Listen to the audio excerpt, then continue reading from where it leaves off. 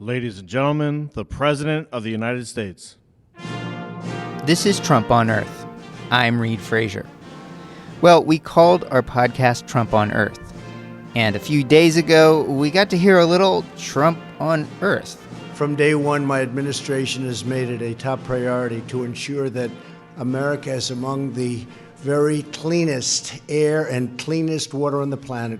President Donald Trump gave a speech on the environment, particularly what his administration had been able to accomplish with respect to clean air and water. Like a lot of things the president says these days, it kept fact-checkers busy. Today, we're going to fact-check this speech and see what it tells us about how the president views the environment these days and what it might mean for the 2020 election and just maybe the future of the planet. That's coming up in a minute. Stay with us. Hi, I'm Kayona Sowell, an intern here. We're more than 2.5 years into the Trump administration with more than 64 episodes of Trump on Earth. We've talked climate change. If you look at, our energy costs and all of the things that we're doing to solve a problem that I don't think in any major fashion exists. Public health and the impacts on science. We're asking for your help to continue exploring what Trump's presidency means to the environment now and into the future. We'll turn the EPA from a job killer into a job creator. You watch. Donate just a little each month on Patreon. $5 a month will help us with the cost of studio rental and production of the podcast. So just go to patreon.com/Trump on Earth to find out more. Thanks.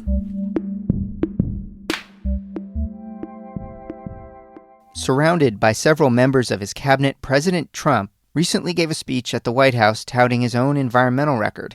Even though he's tried to roll back environmental regulations at a record pace, Trump painted a picture of a country where economic growth has occurred as the environment has gotten cleaner. Today, we're going to talk about this speech with Rebecca Leber of Mother Jones Magazine. She covers the environment and politics and listened to the speech. Rebecca, welcome. Hi. So, Rebecca, you tried to get into the speech, but you didn't end up going. Can you just tell me a little bit about what happened there? Right. I got an email from the White House that Friday. Trump was speaking Monday that to apply for press credentials. I found out the night before his speech that I was denied press credentials and did a short post the next day pointing this out. It's a bit unusual to be denied. Their reason, of course, was that the event was filled to capacity, but this is also in light of Trump's extensive history and battles with the press.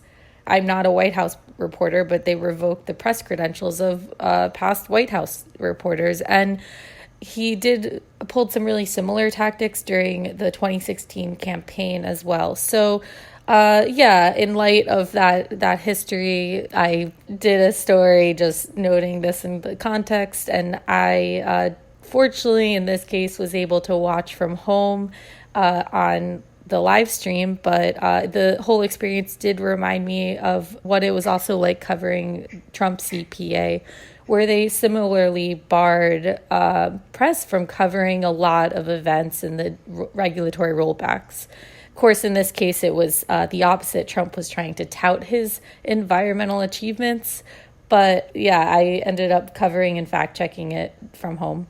You wrote that much of what Trump's speech was a lot like gaslighting. Let's listen to a segment of the speech that you wrote about.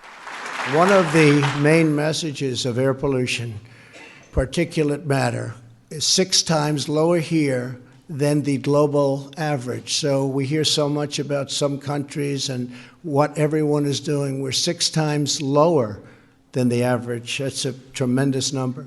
Since 2000, our nation's energy-related carbon emissions have declined more than any other country on Earth. Think of that. Emissions are projected to drop in 2019 and 2020. We're doing a very tough job, and not everybody knows it, and that's one of the reasons we're here today to speak to you. Okay, so he goes on, but the message that he repeatedly is trying to get across is that, well, A, that this is a story that the media isn't telling, but B, that the United States is getting cleaner as its economy is growing. I mean, from your perspective covering the environment, what do you make of these statements? How true are they? Well, Trump's doing a few things. One is he's just plain wrong to say that the U.S. has the cleanest air and cleanest water in the world. It can depend on the category, but on broad metrics for water and air, we are not generally the cleanest in the world.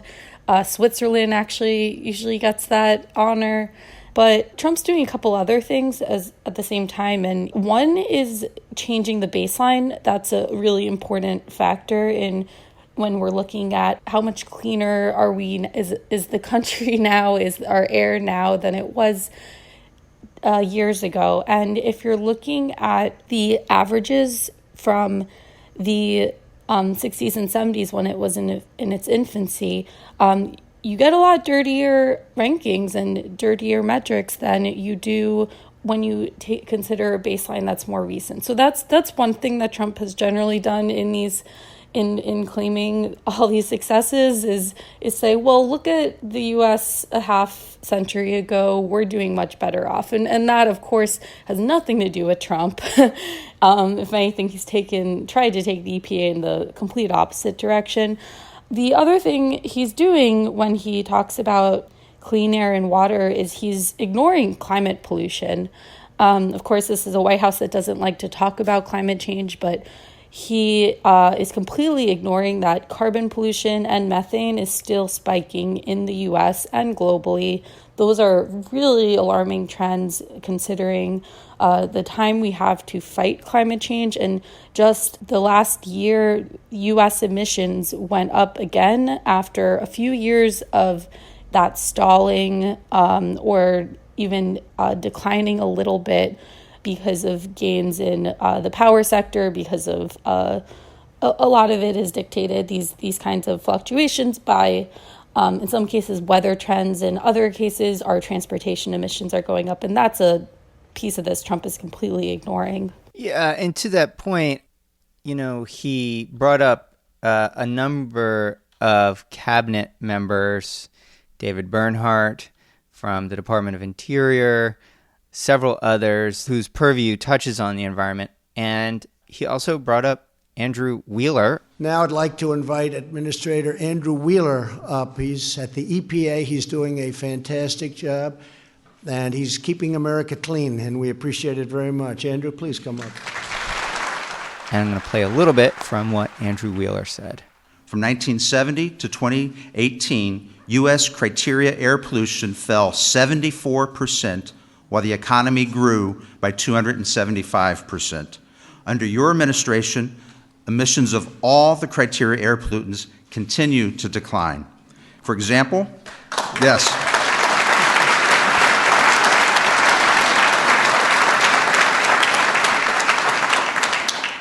For example, the lead and sulfur dioxide have dropped by double-digit percentages over the last 2 years.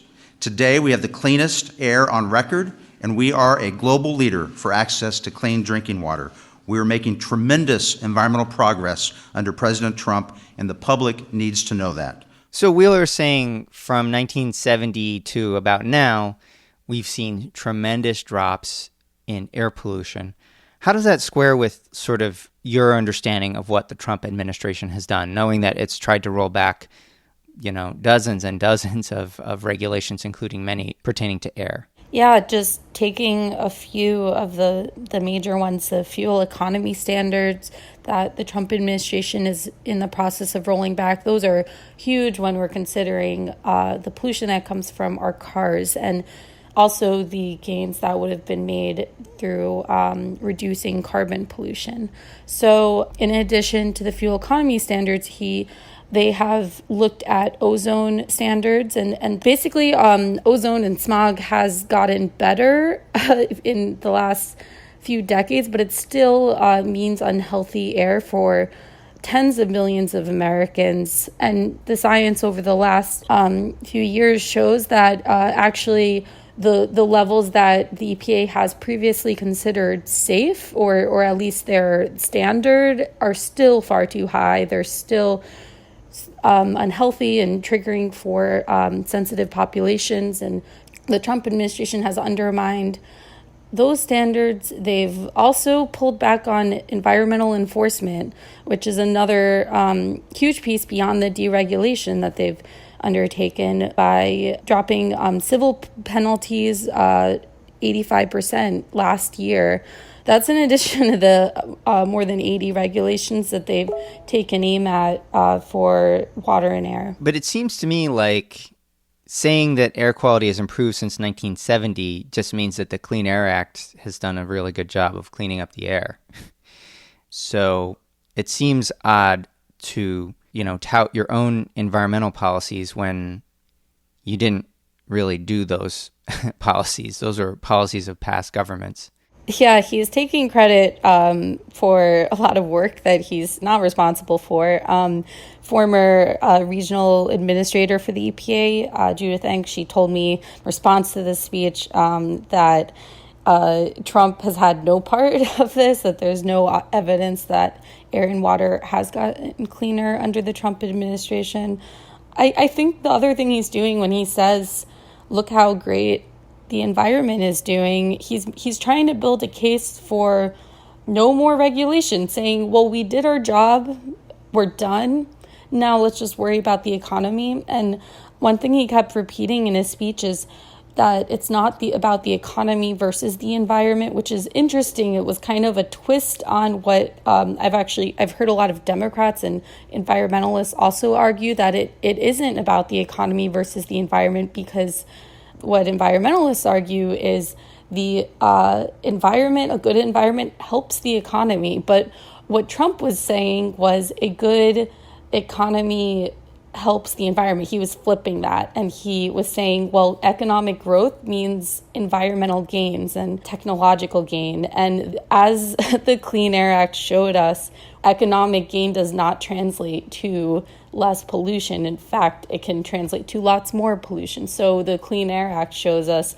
how the government plays an important role here in making sure when the economy grows that it's clean. Yeah, I think that was a major point just listening to his speech, was we don't really need to choose between economy and environment. We can have it all, which, as you say, is something you hear a lot from kind of Democrats, I guess, and people on the environmental side of the aisle, where they say, hey, we can have it all. We don't need to just destroy our economy to have cleaner air or to deal with climate change, which is like an interesting flip on what Trump did there.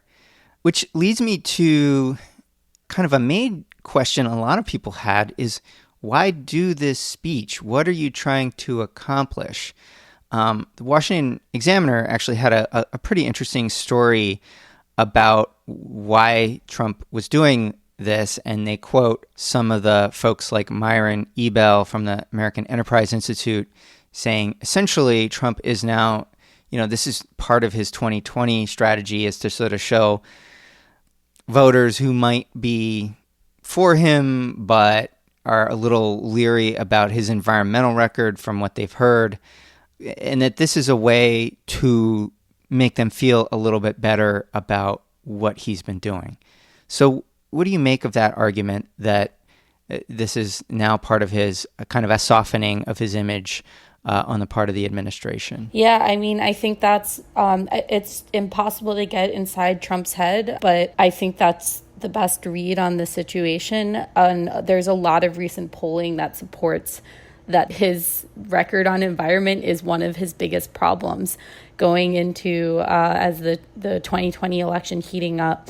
There was one poll just a few weeks ago on the eve of this speech from Washington Post and ABC showing that of 8 issues polled, so healthcare, immigration, and the environment, actually specifically climate change, his most unpopular position, what he had the highest unfavorables and the biggest gap between people who viewed this positively and negatively, was climate change. And that's That's an incredible change considering in past cycles, the conventional wisdom was climate doesn't matter to voters, but that's one example of a series of polls that have shown how climate change has really surged in the popular consciousness, how unpopular Trump's extreme denial and withdrawing from Paris actually has turned out to be. And yeah, I think the result is you're getting this speech that's, like you mentioned earlier, gaslighting, saying that his record is actually much better than you think it is when there isn't evidence for that. Honestly, something Trump said during the speech, I feel like hints that at the real goal of the event was there. It was a strange kind of pep rally for him, but there was a moment he tells Andrew Wheeler as he gets off the podium. And every American should know that our nation is cleaner, safer, and stronger today thanks to the leadership of President Trump. Like, you should talk about this more, Andrew. People don't know all the great things we're doing. Thank you, Andrew. Fantastic job. Who would have known that, Andrew? I'm glad you finally let people know what we're doing. We're working hard. I think harder than many previous administrations, maybe almost all of them. I'd like to invite Mary. The room laughed, which is telling, but Trump himself was saying, well, maybe we should talk about this more. The problem is that they were lying. How so? How were they lying? Well, I think for all the reasons we've been talking about, after 2.5 years of rolling back every major Obama regulation and taking a big aim at climate, that Trump is turning around and his cabinet is turning around and saying, actually, all that was fake. We are doing a great job here. And then, of course, citing skewed stats to support that. I don't know. We've come a long way, I think, in media since the start of the Trump administration in calling a lie. When it comes to claiming he's some environmental hero, I think it's safe to say what Trump has been saying is not truthful. It's a lie. So you mentioned that his handling of climate change is unpopular, and you recently wrote about this. What do you think the reasons for that are? Are people looking at the news and seeing hurricanes and wildfires and kind of coming to many of us, obvious conclusion that climate change is actually real and it's not some sort of hoax concocted by scientists and the media? Is that sort of what's happening, or do you know what is the cause of this unpopularity? It's a mix of that we've seen repeat extreme weather, hurricanes and wildfires that are just breaking even more records year after year. So that's certainly part of it. It tends to drive more media coverage. I think also the last year we've seen a few major climate reports that really drove the headlines. So that included the IPCC's major report looking at 1.5 degrees of warming Celsius, what that means for the planet. And that's a scenario we are very on track to blow right past and warm at an even higher rate. And that report made 1.5 look really scary for the world. So I think that was a wake-up call. The Trump administration actually released this ongoing assessment, the National Climate Assessment, that also painted a pretty bleak picture for the U.S. In addition to that, though, I think is this political conversation that's going on, where Democrats suddenly have been rallying around a Green New Deal, that Democratic candidates are actually just talking about climate change a lot more than they have in any previous presidential cycle. I think awareness of climate change, that just talking about an issue can drive how voters see it and its ranking. And for Democratic polls, it's really been elevated to a top tier issue this cycle. There have been some really interesting findings. I remember one last year after North Carolina was hit by repeat hurricanes.